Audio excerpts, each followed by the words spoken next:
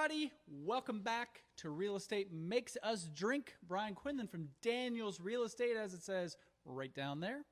Brad Nickham, Nest Mortgage Group, and I assume it says it down there too. Right there, right? Absolutely, Brad. Cheers. That's fantastic. Cheers. Welcome what are you to drinking? The show. What are you drinking today? Wow, thanks for asking. So, first of all right, so today's drink is Pax Verum Brewing Company's Tidal Rift, described as a dry-hopped New Zealand-style Pilsner. Are we looking for a sponsorship with this one? We're always looking for sponsorships. Let's be honest. This gives me the gist of an IPA, which if you've been watching the show, you know I do not like IPAs. It's borderline on the fence of, do I like this? Do I not like this? And I'm not a quitter, so I'm going to drink it, but good. I don't know that I'll buy more. But the can is really pretty cool. Yeah, the can is very cool. Yeah, it's got this kind of psychedelic tidal wave on there, so that's pretty cool. And if you think about, most relationships start with how good the can looks. There's no, you know what? I'm not a can guy. I'm just saying. I'm not going to say that I'm not drawn to it as it goes by, but that's not what ultimately I understand. brings it home for me. I'm with you there too, but it just kind of came to mind. I mean, you're not going to be drinking a set of legs. Maybe I am. So you're not drinking tequila unless you're drinking a brown tequila. I am drinking a tequila. This is a tequila old fashioned. Oh, interesting. So that's an añejo tequila with some agave syrup and tequila and some dash of bitters. Now, every old fashioned I've ever seen at a bar, anyways, comes with an orange peel. I'm not bougie. Aren't you? I mean, I am, but I'm not going to peel a piece of orange to put on there. I feel like you should. And I do have a little bit of the Almave non-alcoholic tequila. I found it to be better as a mixer. Yeah, whatever works. It's a great agave flavor added to a tequila. Okay. I bought it because I thought maybe there'd be some evenings after work where I didn't feel like I needed a drink. And it's a crazy market, so I haven't had that happen since I bought it. Would you describe right now as a crazy market? Yes. Would you say? Maybe mine's just slow in my world, and you are in a different world on the lending side because ideally people are coming to you before they're coming to me. Sure. So you're seeing a lot of action on your end of the world where I'm not. Yeah, so the pre-approvals honestly have slowed down a little bit since interest rates clicked up over 7%. Yeah, I know. In the last couple episodes, ago. you've been talking about how you've blown up in business, but slowed down a little. It's kind of slowed down a little bit, but today I think there was a total of 9 referrals from probably 8 different real estate agents. And as you and I were sitting here, I have an 8 o'clock, a 10 o'clock, a 12 o'clock, a 2 o'clock, and a 3:30 tomorrow. Wow. All right, good for you. So those are all pre-approvals. And, you know, on my side of the business, it's about the amount of referral sources. Where on your business, your side, you're trying to develop those leads. Right. You know, those buyers leads and listing leads. So if you have a day that, let's say you get 2 buyers leads and they get pre-approved, and let's say this ultimately soon to be incredibly famous agent Sean Daniels gets, you know, a couple of leads in that day, and you both call me, I just got 4 leads. Yep. Right. So I work with a lot of agents, so that's what's really kept my business alive, you know, all through last year and into this year, is just a large amount of extremely loyal agents that I really love working with. Oh, shucks. Thanks, buddy. Oh, shucks. And here we are doing a podcast. We're doing a podcast. Well, this is about becoming internet famous. Yes, as you've said multiple times. I want to be used in the same breaths as the Kelsey brothers. But so just so which you know, one of us just has so to you know, start dating Taylor? Neither of us. We have already unbelievable wives, but out of the 2, I want to be the one with the paparazzi up front. You want to be the one with the paparazzi? Yeah, he's making way more money than his brother. Yes, and he is. And I don't like to run around with my shirt off. Okay. I look like a snake that just ate a rabbit. Okay. That's Are way too much information. You have that picture now? Sadly. Yeah, it's this. It's Although I have, gorgeous. since we've started doing this podcast together. Because you've been running, you're planning for the marathon. I am, yeah. I'm not doing a very good job. I'm planning for it. But I have been running, and I've been watching my alcohol intake and watching what I eat. And I'm down, I think since we started, like 12 pounds. Well done. So how many days till the marathon, half marathon, whatever? full marathon. Okay. In the month of December. Oh, so you got some time. In the state of Hawaii. Yeah, aloha. Yep. So Tony, myself, and my daughter are all going to run the Honolulu Marathon in December. Well, God bless you.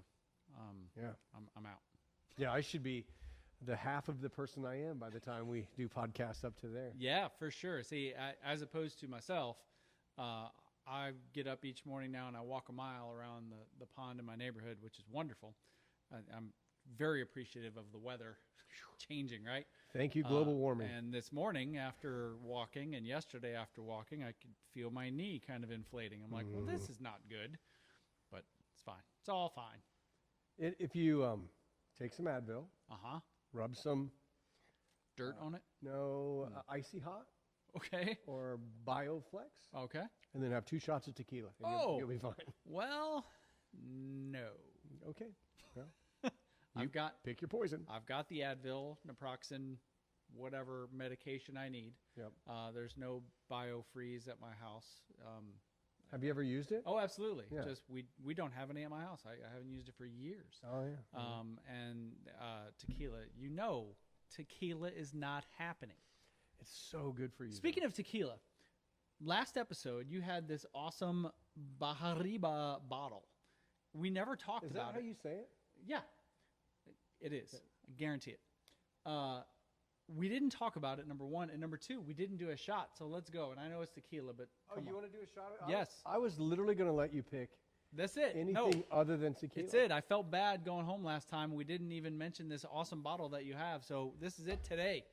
Great bottle of tequila. An additive-free tequila. It is Tres Cabo Amigos. It's the company there. See that? Okay. Yeah, I do. And they have a really nice story on the back, but the way that it's written and the age of my eyes, I can't read it.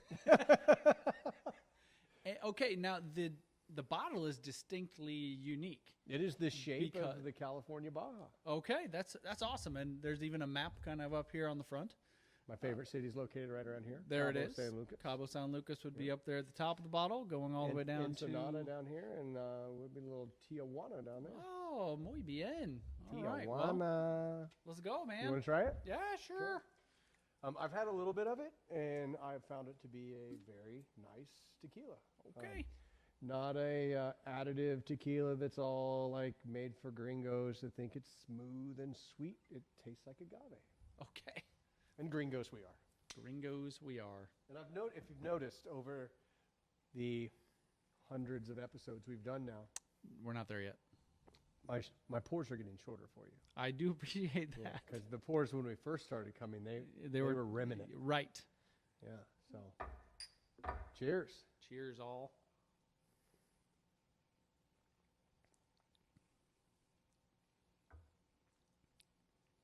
You know what? That's one of the better tequila shots we've done on the show. Yeah, we're not. I'm waiting to hold out today to do it. It's gonna be a special day that we pull down the Cascajin. Oh, that is the Cascajin's outside of Fortaleza. That's one of my favorite tequilas. One of these times we'll just do a tequila show and talk about all the different tequilas. we might have to have a guest on the show, and a sponsorship would be great. Sponsorship would be great. Do you think we could get The Rock to come in and talk about tequila with us? Not with the garbage he's selling. All right, so you're not a fan of his tequila, is what you're telling me. Full of additives. Oh, really? But, I did notice a friend of mine, another realtor that works here in the city, Jeremy Doolin, and he stopped in at the Meijer in Carmel during the festivities this weekend. Yeah, NBA festivities, yep. And signing bottles of Santo tequila, which is another great additive We've had that tequila here. Yep. that is owned by a couple of famous guys. One of them being Sammy Hagar, and who's the other guy signed on there? I have no idea. Guy. Is it Guy Fieri? Yeah, he No is way. the other owner. My son got me this. My son and daughter-in-law got me The Santo apron, Yeah, signed by Guy Fieri. How cool! and Sammy Hagar. And Sammy, he was there too. No, just Oh. Guy was. They got this for me someplace different, but Guy was okay. there signing bottles. So now when I'm back here slinging drinks, I'll put on my Santo. Yeah, there you go. That's fantastic. The sponsorship we want is truly Santo. We will have to talk to people next Yes. year. Oh, I guess not next year. Next October, when you're down in Cabo for Sammy's birthday, Yeah. feel free to mention it too. Well, maybe Sammy will tune in. Hello, Hey, Sammy. Hagar. Wait. Hello, Guy Fieri. Hey, Guy. I'm yeah. sure now that he signed that apron, he's clearly watching the show. He has to be, yeah. So, yeah, he was up there signing bottles, and it is a difficult tequila to find in grocery stores, but you can find it at Total Wine and Elite Beverage, which is other liquor stores around here, owned by a local named Ray Cox. Nice guy, Ray. Well, I'm okay. gonna take a sponsorship from Ray. We're whores for sponsorship. We are, yeah. Whoever wants Whoever's- to throw us something. Yeah, maybe even The Rock, I guess. I mean, I'd do a would you shot. turn it down? I do this kind of shot where you go, ready, set, Oh, right over the ruined your shoulder. shirt. Oh, I forgot. Oh, Hawaii shirt, Tommy Bahama. We're going to Hawaii. So you are, yeah. Well, okay. And now you just tequila'd it. It's actually had tequila spilled on it before. Not the first time. Not kids. the first time, boy. So you want to talk about this magazine I threw out All in front of right. you? So here in front of me is Indie Real Producers Magazine, which is geared towards real estate agents, right? Completely, yeah. Remington Ramsey started it as a way to help promote the things that realtors do within the city of Indianapolis. It's actually in multiple markets across the United States, but he's an Indianapolis guy. And he puts together a list of the top 200 agents every month in the city of Indianapolis, and also highlights different people within the magazine, agents, partners, and other people who are advertisers in the magazine. Well, on the cover and also up here over my head is Perfect timing, too. my boss, though technically I don't have a boss, but if I did, my managing broker, Sean Daniels from Daniels Real Estate, he of Daniels Real Estate, is cover boy this month, which is terrific. And rising star down at the bottom, Katrina Mathis, is another agent on my team. So this is like the Daniels Real Estate issue. That's really cool. Yeah, it actually came yesterday in the mail. Nice. And it's a great magazine. It's a great way to really highlight the agents in our area. Yeah, definitely. You know, it's interesting. The last agency I worked with, which was Keller Williams, and I was on the Scott Smith team, Scott was cover boy over a year ago when I was on the team. And now Sean, who I'm with, is cover boy. And it's interesting, the two dynamics of those two, because, you know, Scott's been around for 30 plus years, you know, veteran, well known in the area. And, you know, his was kind of a shout out to the longevity of his career and how he built what he built on the south side with Keller Williams. And now here we are with Sean, kind of the other end of the spectrum. He's only been doing it a few years, but has built up a tremendous agency, a lot by himself. So now he's up to about 17 or 18 agents and seemingly growing. And he still does a tremendous amount of production as an individual agent, but also oversees our team. He is like super supportive, loves the social media aspect of real estate, and that was a big part of why he was excited to bring me on the team, because of what I do with social media, and he's just super encouraging for all that stuff, and it's great to see him get recognized on that. You know, and he's a Mount Vernon guy. Yeah, you know, he is. I'm not, but my kids are. You know, we've lived in the Mount Vernon district since '97. He's from the Cumberland area. Actually has some, we found out we have some mutual friends, which was pretty interesting. But I'm impressed with the fact that he puts every deal that he does is his deal, but even if he hands a deal out to another agent, he's not putting it under his name. And his volume speaks for being in the top group, but it's his personal volume, and that was impressive to me when I found that out. Yeah, absolutely. And, you know, as an agent, I appreciate that. Yeah. Because, you know, when I close a deal, I mean, I do most of the work. And you have to build your Sometimes business I do too. all the work, and Right. yeah, I mean it's my individual business, and so it's great for me. But even though that's the case, he is super supportive. Whatever we need as agents from him, he's always there to answer questions, offer support, give advice, whatever we need. And that's one of the big reasons I'm on the team over there is because of all that. I was impressed because he told me that he drove a lot of horsepower, and I had no idea that he actually It's an actual horse. So it's got to be cold in the winter, and it's got to be difficult taking people to see homes. He drives a truck, Who does? which probably has a lot of horsepower. But It'd be neat if he kept a little horse in the back. so of the truck. he's been teasing us with this for a couple of weeks now because they did that photo shoot a few weeks ago. He wouldn't tell us what it was for. He just said he's excited about this upcoming magazine thing. And Katrina, completely secretive, had no idea she was in there until I saw it here at your house. And yeah, it's pretty cool. It'd be great if I could get in there someday. I was just featured in it a few months ago. Yeah, I'm sorry, I December, forgot about that. and, Yeah, you were. What's funny is I've horses in my feature as well. Do you? Yeah, because we have Tony and I have bought and sold a right. couple of race horses, and our race horses were in there and pictures of us down Churchill Downs. So I thought it was really funny that full circle. Odd coincidence. Yeah. You know what a really happy horse says? What? What's hey. that? Nah. I think it's more like. It's something like that. I'm not as good at that as you are, obviously. Did you hear any good jokes today? I did. Something about garlic. What does garlic do before it takes a shower? Takes its clothes off. It takes its clothes off. Yeah. Ah. How does a penguin build its house? Something cold. It glues it together. You know the best way to get a farmer's daughter to fall in love with you? What's that? A tractor. Get it? A tractor. Oh, I got it. Oh, damn, that's Lordy. a funny one right This there. just turned into Dad Jokes 102. Yeah. You could do this all day, though, couldn't you? The tractor's a good one. You know what? Give me this thing. You gonna talk about Madame Doll? This is the Dammit doll? Yeah, it's a Dammit doll. When you're in the mortgage business, you definitely need any form of anger release. Uh-huh. And one of my realtors up in Wabash, Indiana, Jenny Terrell, who's just Hi, a Jenny. super good friend of mine, she knew about my anger issues, and I can't say them over the phone, right? I have to be pleasant. Well, of course. And so then when I hang up the phone, I have this pent up, I'm going to call it rage. and she bought me that for my birthday. Well, I feel. Do you keep this in your office? Yeah, it's been at my desk. I only brought it down for this. I thought you'd This like says, "Damn it, doll. Whenever things don't go so well and you want to hit the wall and yell, here's a little damn it doll that you can't do without.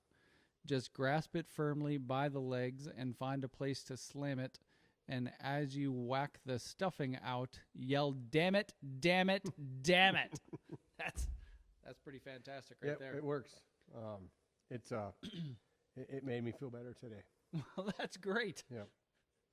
Some days in my business, it's stressful. Like, I don't know. It's sometimes challenging.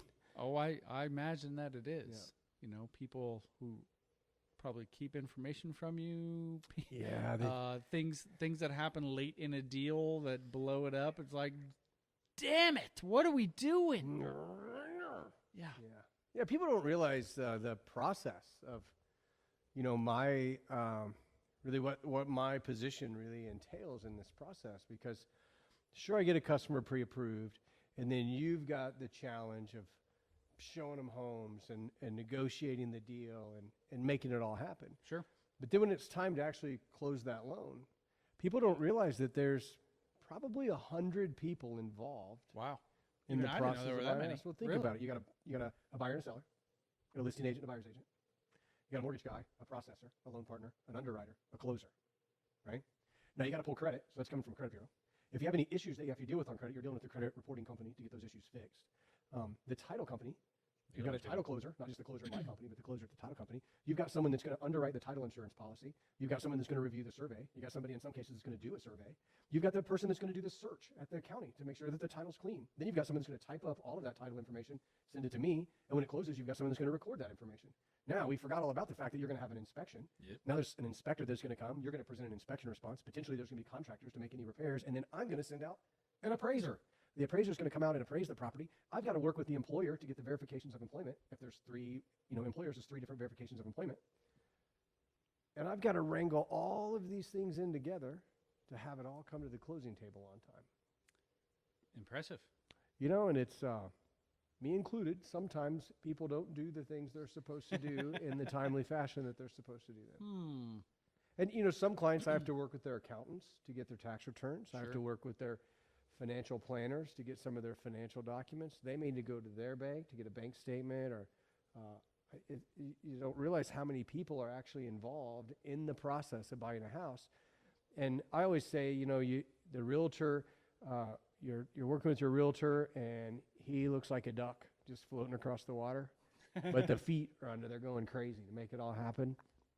And then you get it to my office, and there's 5 or 6 ducks just floating around with their feet going crazy trying to make it all happen. So it's quite a process. And there's inevitably every deal has something go awry.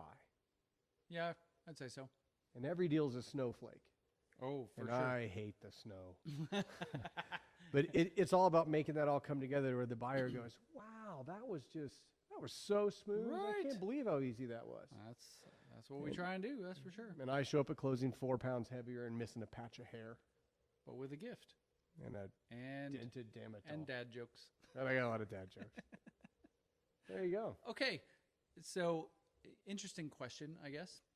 And I'll credit my wife for this question. What does it take to get into doing the job that you do? Like in terms of you got to be insane. Schooling, in terms of certifications, like how do you become a loan officer? It's actually pretty simple. Oh, really? Yeah, it's much like becoming a realtor. So you have to take a course, like the realtors take a real estate, the state test, right? Mortgage guy takes a national test, and you have to take a class. It's I think it's 40 hours. Oh, okay. It's not real difficult to get through the class, and then I forget who was here with us. Colin. He said it was the hardest test he ever took in his life, and he went to college and everything. Like I went through some colleges. Sure. Driven by, partied through, stayed overnight at, got kicked out of. So the test is from an extremely difficult test. Now I was in the business for so many years when they instituted the testing process after 2008. The test was fairly simple for me because I had been in the business for so long. But as a newbie, there's some loan officers that try to get licensed and take that test multiple times, much like in the real estate world. I don't know about yours, but ours, if you fail the test, you can take it again within 30 days. And if you fail it that time, you can't take it again for 6 months. Oh, wow. They want you to go take the class again. Oh, wow. So once you take the class, and then once you pass the test, now you need a company to hire you. And then there's continuing ed each year that you have to do as well. So once you get a company to hire you, then you're off being a loan officer. Of course, you really haven't learned anything in class. So you tell me if the real estate class is the same. You come out of the mortgage class and you pass the test and you have your license, and now you don't know jack nothing about being a loan officer. So now you really need someone that's going to help guide you through the process of learning how to fill out a loan application, how to read a credit report, how to run a loan through automated underwriting, how to read those underwriting findings. So a lot of it just comes with, working with somebody or a mentor that can teach you the process. And then there are some classes you can take. There's a thing out there called Loan Officer U. And it's a study course that you can sign up for, and they'll teach you a little more of what the day-to-day loan officer duties are. I said duty. It's like I'm 12. Beefs and butthead. But the hardest part about being a loan officer, especially in today's market. I'm sorry. especially. Did you just say especially? How are you supposed to say There's no X in the word especially. especially? How do you say it? Especially. Especially. There's no X in there. Well, I couldn't have spelled it Especially. anyway, but especially. I guess how I say it. I can't help it. I'm from northern Indiana. That's my accent. Continue. Well, Brian, the hardest thing about being a loan officer today, when you're in a difficult market like we are now, is really getting the relationships to get the loans.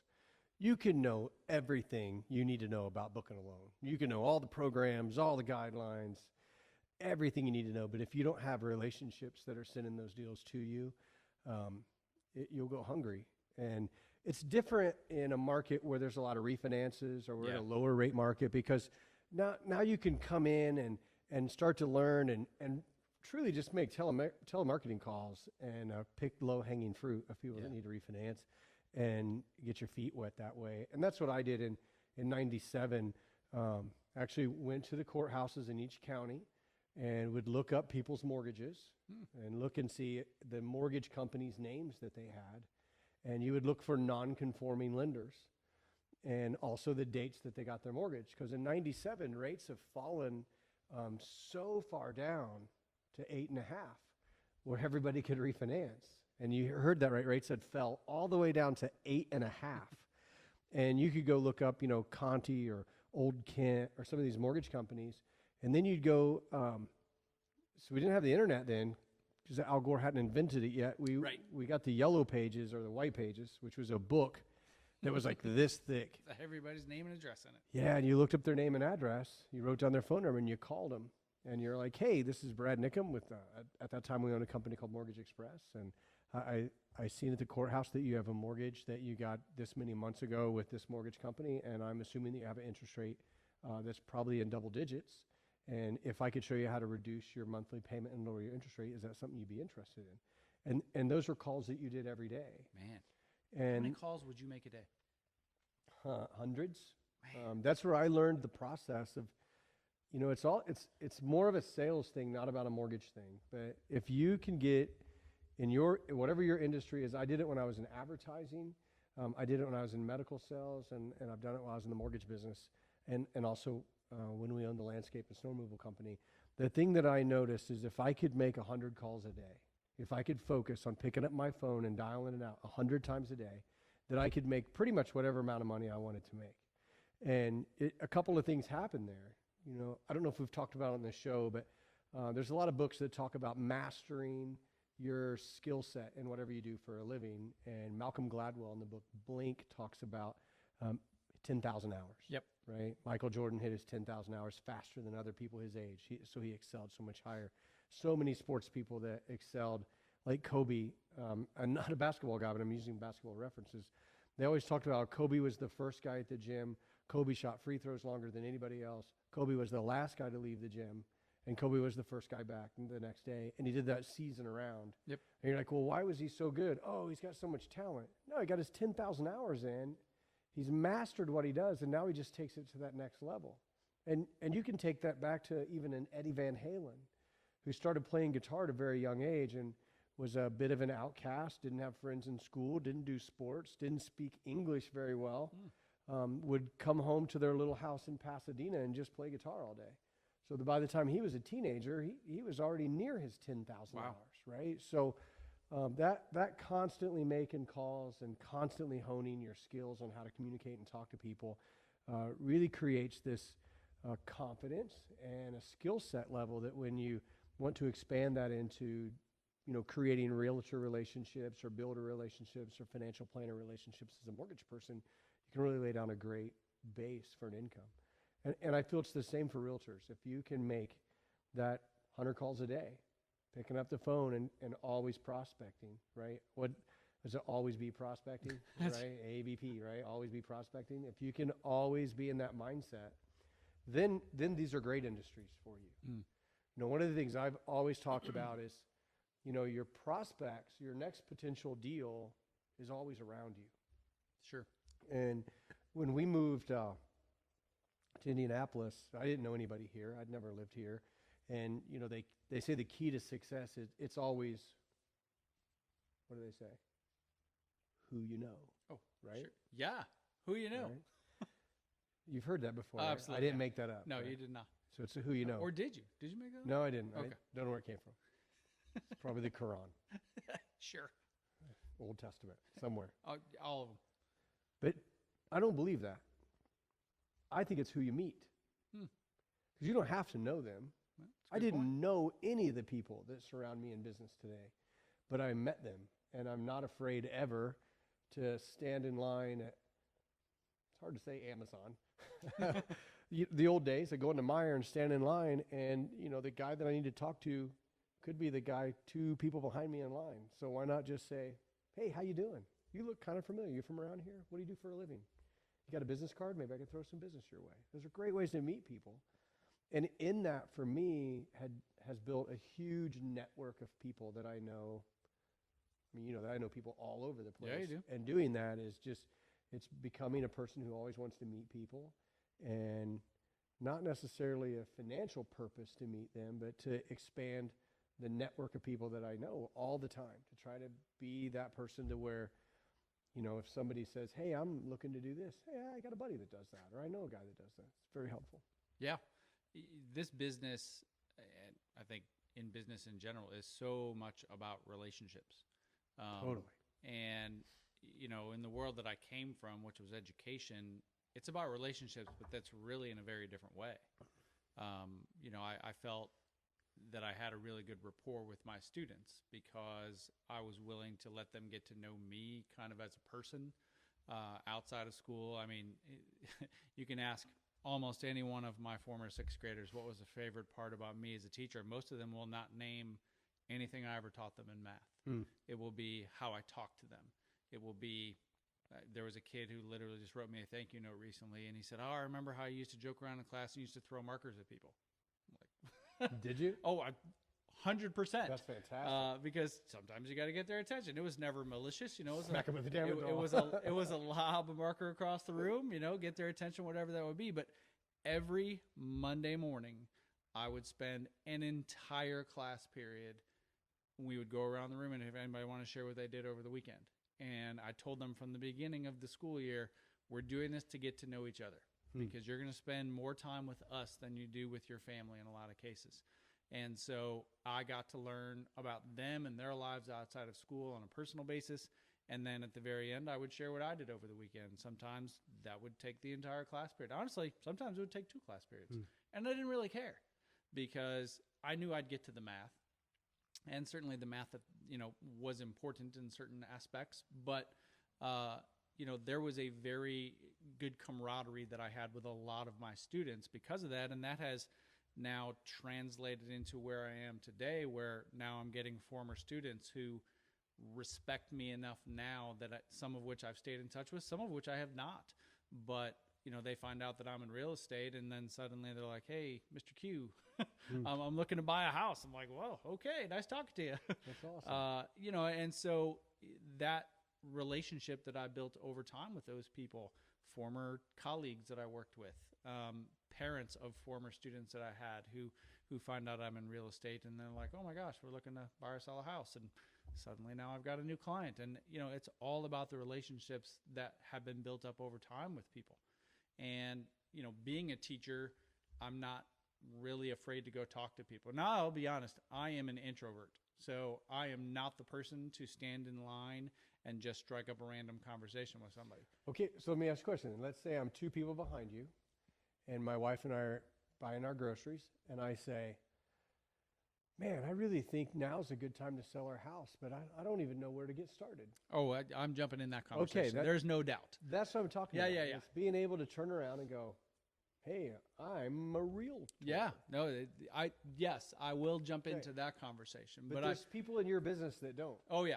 And and I have no problem, honestly, striking up conversations with people because I'm a sarcastic ass. And, if they do something funny or silly or whatever, I'll kind of joke about it and kind of see where that goes. So I don't mind conversations with random people I don't know. So you're not as introverted as what you're just saying. I suppose. Sounds to me like you have the conversation at the Meijer, because if I was behind you and I said something like, man, the All-Star weekend this weekend was horrible.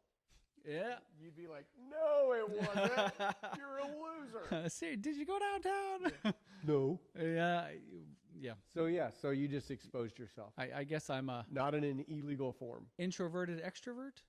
You want to be extroverted introvert. That's you want to be a quiet guy. Yeah. And you don't feel like you're the guy that's going to go ahead and reach out there and start the conversation. But when the time's right, you do. Yes, correct. It's not about who you know, it's about who you meet. There you go. That's good. That's very good. You know, so the question I asked you about what's it take to become what you do, and you hit on some of the things for me. So as a realtor, we have to take a class that's a minimum of 90 hours. Yeah. Have the option of doing it online or in person. Right. And if you do it online, it tracks all the minutes you are online. So you can't just make it up and say you did 90 hours. So it's really tracked.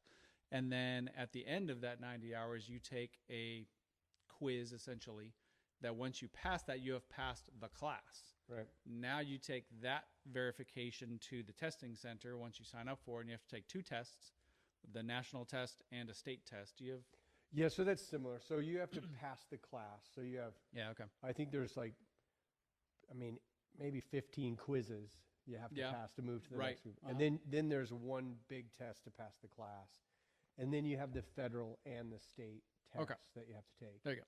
And I've had a lot of realtor friends that have taken both.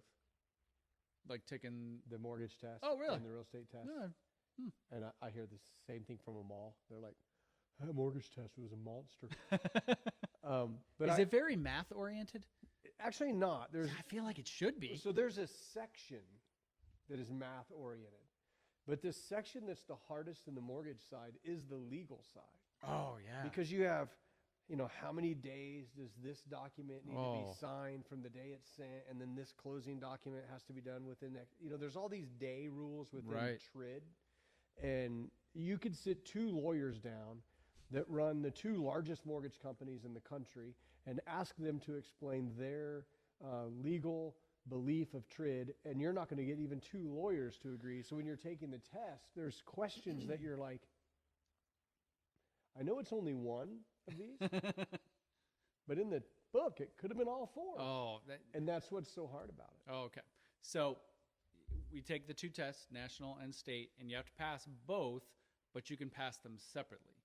So, and you have to get a 75% or better. Got a 76. Awesome. I was the other direction. So I got a 99. The first time through, I passed the Indiana test. And when you pass, they don't tell you what your score is. It's just pass or fail. Okay. And then if you fail, it's, as a former teacher, to say fail and get a literally 1 question shy of where I needed to be is bothersome. So it's a 74%, I guess, which is very aggravating. It maybe as a former teacher, the most aggravating part was the quote unquote feedback that you get after you don't pass. So I passed the Indiana test. I'm now done with it. I don't have to take that again. The national test, I can come back and take it as many times as I want in any amount of time. So there's no reclassing that I have to do. But the feedback you get is there's like 6 categories of questions, and they tell you scored low, medium, or high in that category. That's it. Yeah. Well, how am I supposed to fix that? Similar to us. So like it says it's broke into 4 categories, and it tells you the percentage in each category. So, like I said, I've been in the business a long time, and the only thing really on the test that was different was a lot of the new legal jargon. Oh, yeah, right. Really, it was the same. A lot of things were the same, but they changed forms and some of the jargon.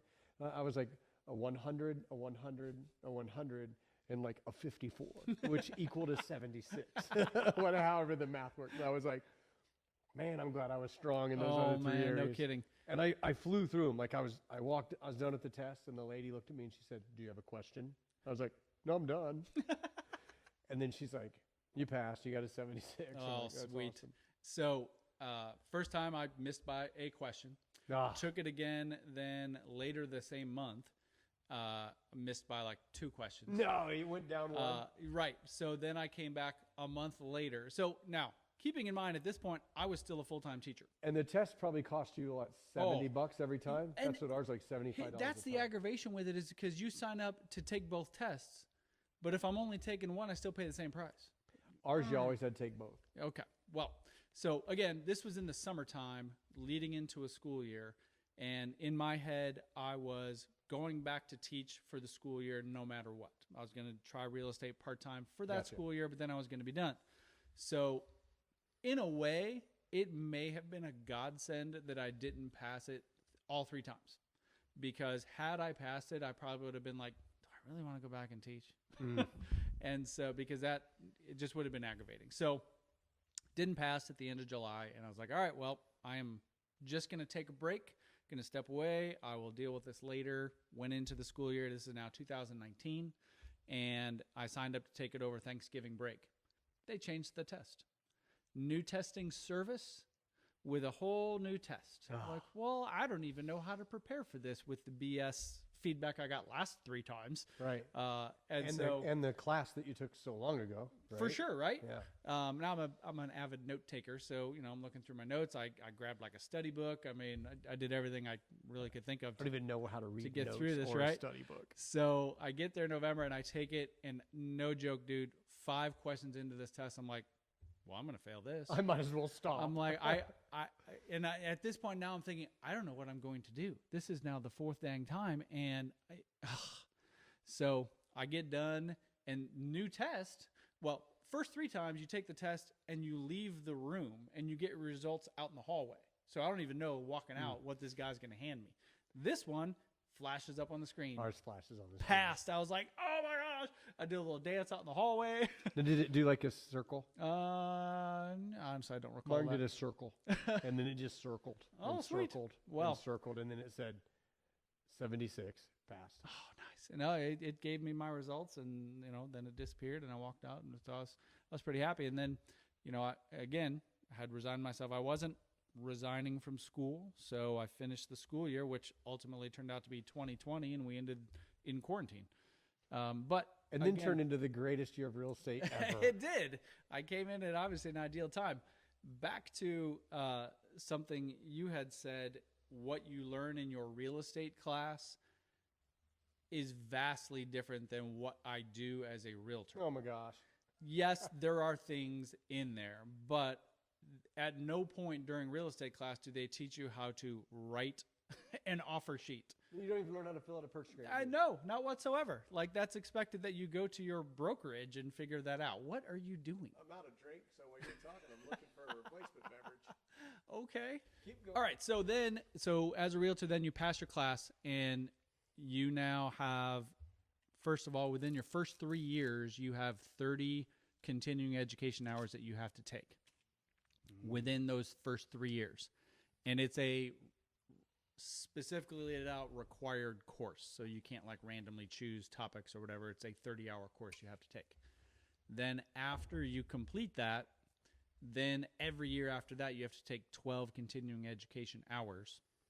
In addition to every 3 years you have to do your ethics certification in order to stay licensed. I never have to take any more classes. To do the continuing education hours, they're generally classes, but they can be videos that you watch that are certified. It can be conferences that I go to that are certified, and you get credits for it and all that. But that's how that works. And eventually, if someone wants to become a managing broker, they actually do have to do some more class work, and then they have more continuing ed that they have to do on a yearly basis. Is there still a managing broker class? I believe so, yeah. Okay. So in the old days, everybody was a realtor, and then after you were a realtor for 2 years, then you could take the broker test, and then you could become a broker. Isn't everybody a broker today? Everybody is a broker, but not everyone is a managing broker. So then to become a managing broker, then there's another test. Yeah, definitely another test and more certification that you have to do every year on top of the 12 hours. And of course, as a managing broker, you got more liability, you got more stuff that you're in charge of. I'm not even looking into that because I have no interest. Like, is it a good idea to be a loan officer or own a mortgage company? Probably loan officer. Yeah. And you're both. Yeah, I own a mortgage company. So all the liability. So on our side, our continuing ed is 8 hours every year of a federal class. Oh, okay. And it's a class, and then it's quizzes and a test, and then 2 hours for each state, depending on the state you're licensed in. So my 2 hours for Indiana covers Michigan. Oh, okay. they're reciprocal. Yeah, okay. Did I say that right? You did. Okay. Well done. And then Florida. Can you spell it? No, probably not even in spell check. Sorry, Florida. But Florida, it's a separate 2-hour class because their rules are a little bit different. Yeah. So, and those are the only states I'm licensed in. Those are only 3. And that's a yearly thing. But I will tell you that I don't believe it's as much for educating the loan officers as it is getting us to pay money. Oh, there's no doubt it's a racket. Huge racket. No doubt. So, after you've poured your drink now we're going rum and Coke. I did add a little Coke. Yes, a good rum. It's I bought this in Costa Rica. Flor de Caña. Yeah, you always tell me I pronounce stuff wrong. I'll help you out. I don't know if you're hanging out with Matt Braun all day long, but Matt points that out too. That Hello, Matt. Like the person's name is spelled Smith, and it's Smythe to me.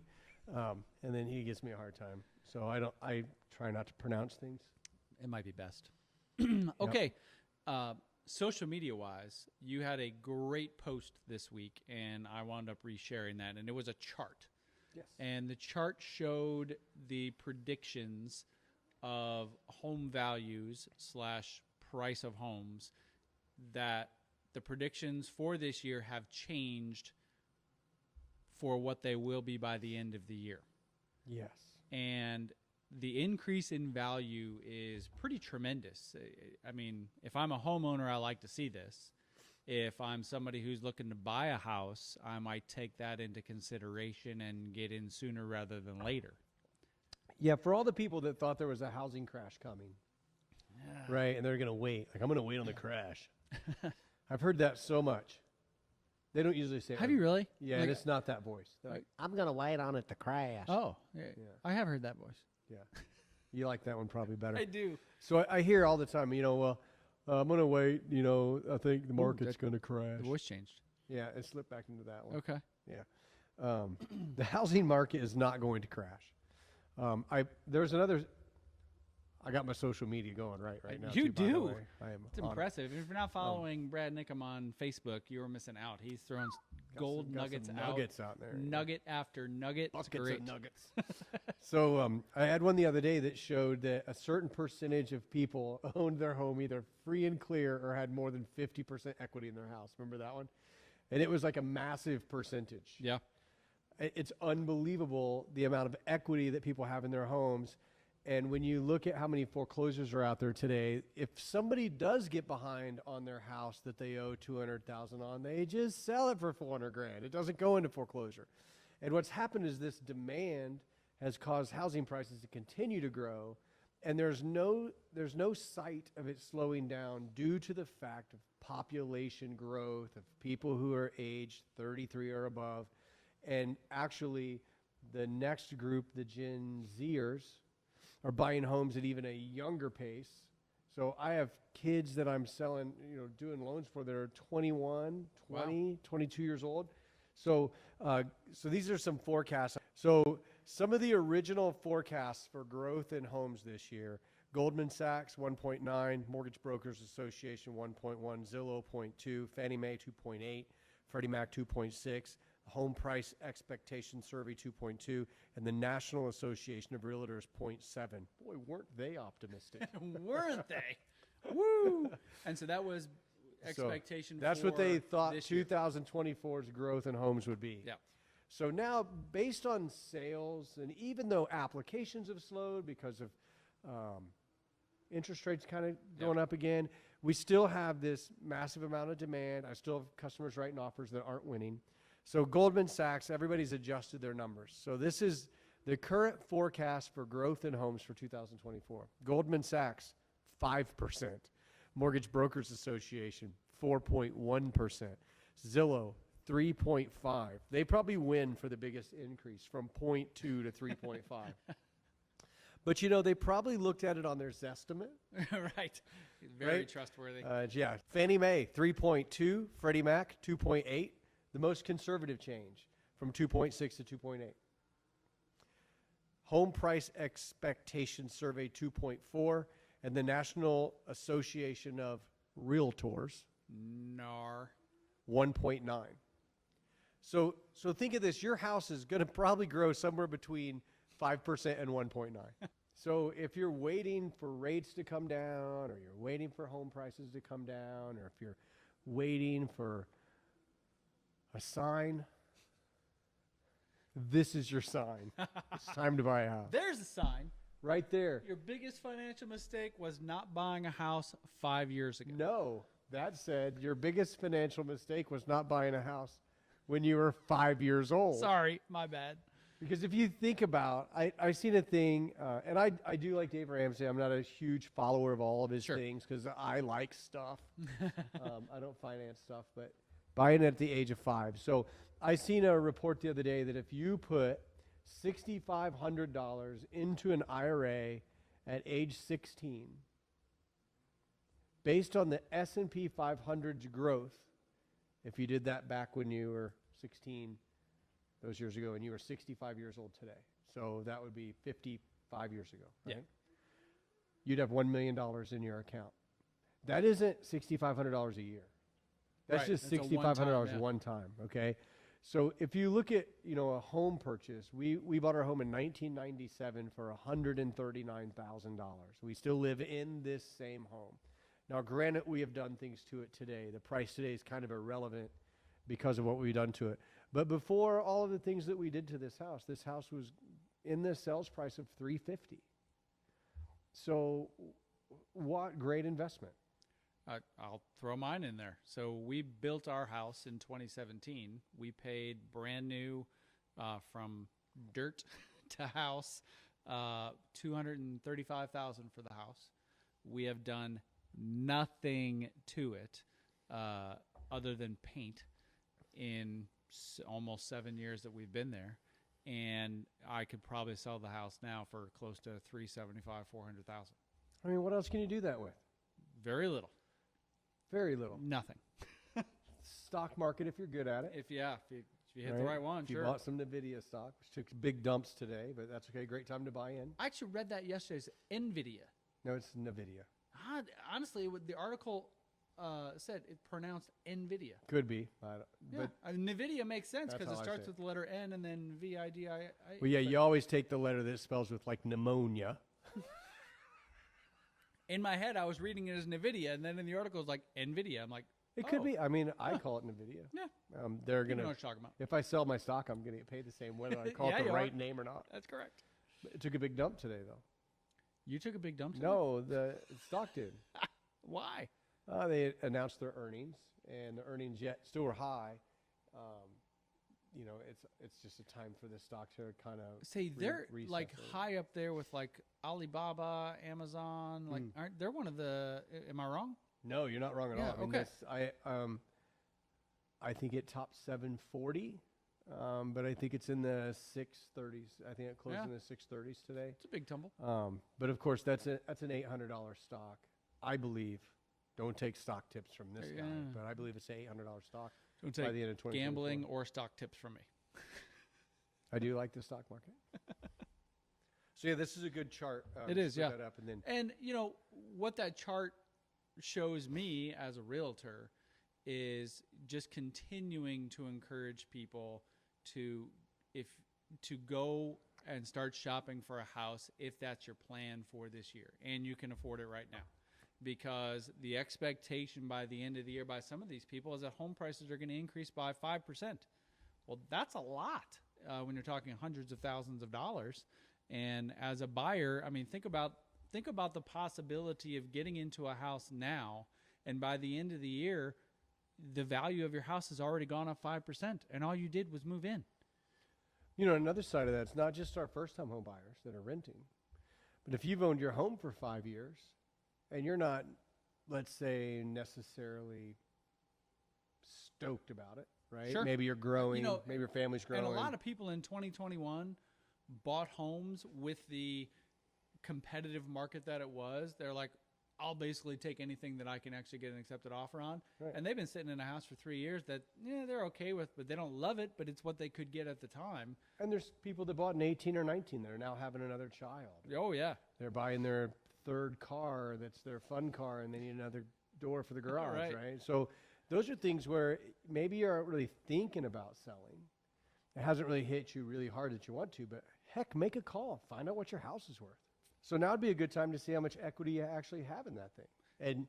And what may happen is, gosh, I can roll $150,000 into the next house that I want to buy. My interest rate's not that. If you bought in 18 or 19, your interest rate's not that great anyway if you didn't refinance. Yeah. So now you could, really potentially upgrade. Definitely. And the request for finding out the value of your house doesn't cost anything. It's literally a conversation. Down here at the bottom, you see my phone number. Feel free to give me a call, shoot me a text message if you want that kind of information, because I can offer that to you free of charge. It's just a conversation, and, maybe that's valuable to you. And if it's not to upgrade your house into a new house, perhaps it's to find out what's the value of your house, figure out how much you've already paid on it, and now you're talking about equity. And now you're using that equity to maybe make an upgrade in your house. Maybe go out and buy a new car that you've been holding out for. Maybe use it to send your kid to college next fall. Who knows? But there's a lot of value in finding out the value of your house. So if I did sell, let's say I bought in 19 and I've got $100,000 of equity. If I sell that, do I have to pay tax on that income? There's a high threshold of the income you make off that house, and it's like over 500,000, it's a lot, where you would pay tax. So anything under that, no. Do you know what that number is? So it's a one-time exemption of capital gains on a home that you've owned over 2 years. Yep. And I do believe it's $500,000 in profit, but it may be higher today. Then you'd owe no taxes on that. If you've owned the house for less than 2 years, then you're going to take what you bought it for and anything you've invested into it, and that difference then has a potential of a capital gain, and consult your tax accountant for those numbers. Yeah, for sure. If you've owned it for less than a year and you sell it for a profit, then you have a short-term capital gain, which is a different calculation to contact your accountant. All definitely talking to an accountant on. But, we're kind of speaking more, I think, maybe to people who've been in their home for more than 2 years. And, you're not going to get taxed on that profit. So, that's a nice chunk of money potentially that you can throw into a new house, into an upgraded car, a screened-in porch in the back. An RV? An RV, sure, why not? Could you invest in a bar? I think, why not? Could we do our podcast at somebody else's bar if they had a bar? Dude, I've actually been thinking about that. Do you have a traveling bar person we can go to? No, but I do have a friend who owns a bar. Oh, here's the challenge for me. Oh, okay. Is there a place for me to sleep? At said bar? Yeah. I want to drive home. Not to. My goodness, look what my phone's doing as we're sitting here. You can ride to my house. I'll drive us down to my buddy's bar. We'll have a good time. Then you can come camp out at. I could take the RV. Camp Quinlan. You could bring the RV. Just sure. Sleep in the RV. Absolutely. Yep. You are welcome to do so. I like doing it here, though. I know it's your house. I'm sure you're comfortable here. It's very comfortable, You didn't have and to drive 40 minutes. there's a lot of equipment being used for this. There really is. I really wish we could take a picture of this setup that we have here because I feel like we're on a you have a camera. Oh, I do. But here's what you're seeing, or I'm sorry, here's what you're not seeing behind the scenes of the Real Estate Makes Us Drink podcast. We have really upgraded. We got some nice looking microphones now instead of the lapel things that are a little noisy. We got lights. We got a camera stand. We got graphics going behind us. This is quite the shebang you have going here, Brad. Well done. Yeah, I like it. I think we should keep doing it here. Say goodbye to the folks, Brad. Goodbye, folks. Hey, thanks for hanging out with us. Remember to like, share, subscribe, sponsor, comment. If you're a company and you want us to talk about you and really share you to our tens of listeners, we definitely can send you a contract. And if you are watching and have a thought on someone who could be a sponsor, number one, put their information down in the comments, and number two, we'll tag them.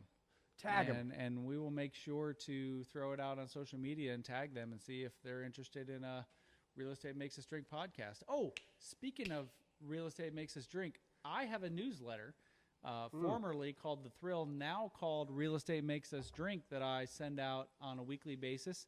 Real estate information, BS. Great information. Like you had to think about how to clean your bathroom. Thank you. I thought you called someone. Well, that is an option. I had no idea there were so many uses for shaving cream when it comes to cleaning things. No, I thought that, yeah. And I only posted 10 of the 33 from that website. 33? 33. 33 uses for shaving No. cream? 33 ways to clean your bathroom. Oh, I thought you said shaving cream. Of the top 10, I think 3 out of 10 were with shaving cream in some way, shape, or form. Anyways, I send that out on Tuesdays. If you would like to freely subscribe to that, doesn't cost you anything, please send me a message and I will send it your way. I'm always looking for new subscribers, and it's fun. It's short, It doesn't cost very much. Really, free is free. So there's that. Thank you for watching. Cheers, my friend. Until next time, keep drinking.